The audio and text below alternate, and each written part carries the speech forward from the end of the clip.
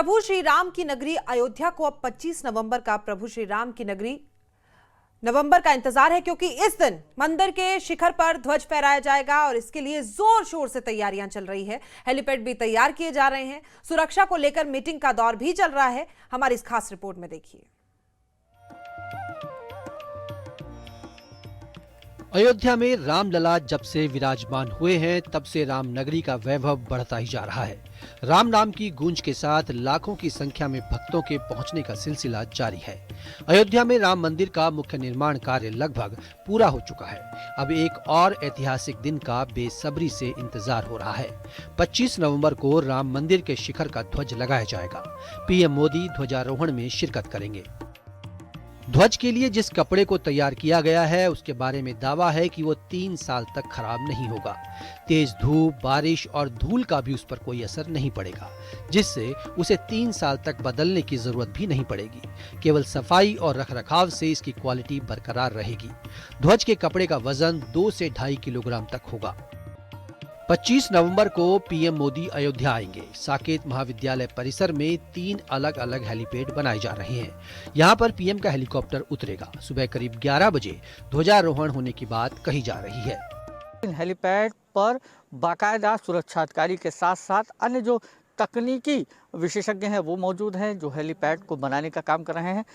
भगवान रामलला के मंदिर की आधारशिला रखने आए प्रधानमंत्री यहीं पर उतरे थे। इस दरमियान प्रधानमंत्री ने बाकायदा यहाँ से और राम जन्मभूमि तक एक छोटा सा रोड शो भी किया था, लेकिन एक बार फिर प्रधानमंत्री का आगमन अयोध्या में है और इस बार राम मंदिर निर्माण की पूर्णता का संदेश पूरे विश्व को प्रधानमंत्री अयोध्या से देंगे।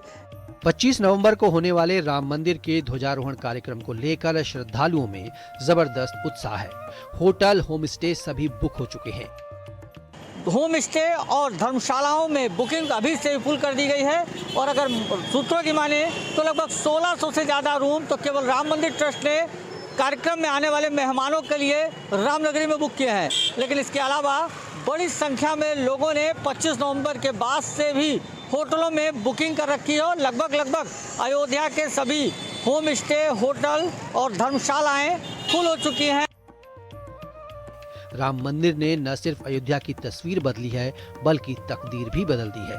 रामनगरी में कारोबार को पंख लग गए हैं। अयोध्या यूपी की जीडीपी में भी अहम भूमिका निभा रहा है।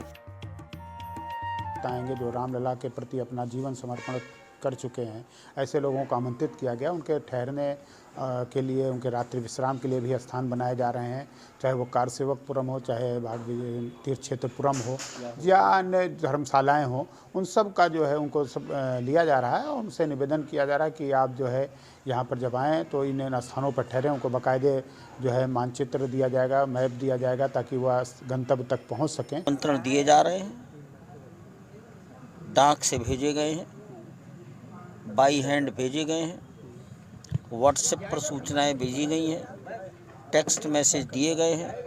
आजकल टेलीफोन से याद कराया जा रहा है। सभी लोगों को ये कहा जा रहा है कि आप 24 नवंबर को आ जाएं। केवल पूर्वी उत्तर प्रदेश के बंधु बांधव बुलाए गए हैं। राम मंदिर में ध्वजारोहण के भव्य आयोजन को लेकर बैठकों का दौर चल रहा है। कलेक्ट्रेट सभागार में सुरक्षा और व्यवस्थाओं को लेकर बड़ी बैठक हुई। बैठकों के जरिए तैयारियों को अंतिम रूप दिया जा रहा है। सीसीटीवी और ड्रोन कैमरों से निगरानी रखी जाएगी।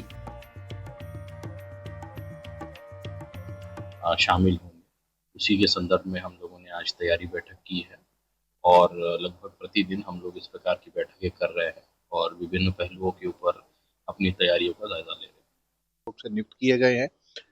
अब से लेकर कार्यक्रम के दिन तक की जो तैयारियां होनी है, अभी की उसकी क्या स्थिति है और आने वाले दिनों में टाइम बाउंड तरीके से उसमें क्या क्या कार्रवाइयां होनी है, इसमें दिशा निर्देश दिए गए हैं। जितने भी हमारे पास यहाँ पर सुरक्षा कर्मी हैं और जो सिक्योरिटी एजेंसीज यहाँ पर डिप्लॉयड है, उनमें आपस में समन्वय, सुरक्षा उपकरणों के जो मानकों के तहत उनकी जो निगरानी है, सीसीटीवी कैमरास हैं, ड्रोन कैमरास हैं और बाकी जो हमारे सुरक्षा के जो उपकरण हैं उनके संबंध में दिशा निर्देश दिए गए। अयोध्या में हर गली, हर कोना राम की भक्ति के स्वर में गूंज रहा है। रामनगरी में पिछले साल प्राण प्रतिष्ठा का भव्य उत्सव हुआ था। अब 25 नवंबर के दिन भी ऐसी ही भव्यता दिखने वाली है। अयोध्या से निमिष गोस्वामी के साथ bureau report, news 18, UP, Uttarakhand.